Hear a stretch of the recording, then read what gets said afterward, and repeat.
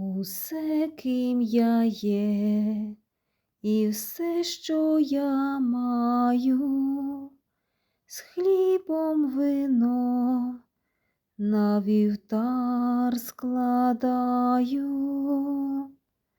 Життя моє тобі віддаю, прийми, добрий Боже, жертву мою.